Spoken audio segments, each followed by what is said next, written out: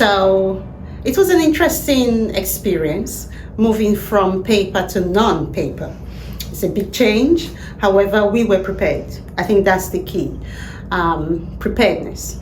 It was nice going to the training, but we were actually, I would say, prepared that although we were having a simulated training, it might feel completely different when we went live, because it's not the real thing. And because we're all human beings, we might forget some of the steps, which may send us into panic. But they prepared us that we will have support in wherever units or departments that we were based. And they kept to their word. And yes, we did forget. So yes, don't panic, we panicked. So it's okay to panic because it's actually a big change. Suddenly you have to remember steps of something that you haven't done before.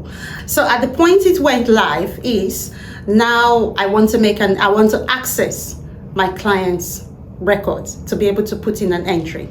I want to be able to provide client's history, but what button do I click? Where do I click to get these specific information? So as frontline staff, personally, those were my query.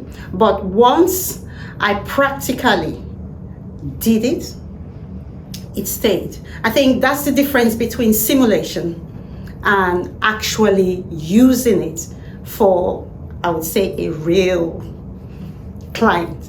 So once you went live, did you see, I know there's like a bit of a teething process as you get used to. Yes. What was that like going? What got you through those kind of, that period was not quite there? Did you have like resources you could go look up information, people you could call? We had a whole pool of, we had binders. We had manual binders. Every training, all the steps from beginning to end, we had physical binders on each unit, on each department is there. So we had on-site, well, I say on-site, but within the trust, someone local, I should say, that I could reach out to at the end of the phone, that could reset my password, walk me through the steps.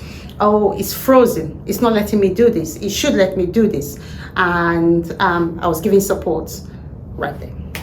So once you got through the teething problems, did you realize the benefits in patient care? It's the fact that all professionals involved in the patient's care, easy collaboration. So when I have a patient in front of me, say I'm the GP and I have a patient, or I'm at King Edward and I have the patient in front of me, I can easily access laboratory results. I can easily access the mental health side of things. I could easily access the client's current medication, the last blood test, all of those kind of information that would help me make a comprehensive, holistic approach that will inform my treatment.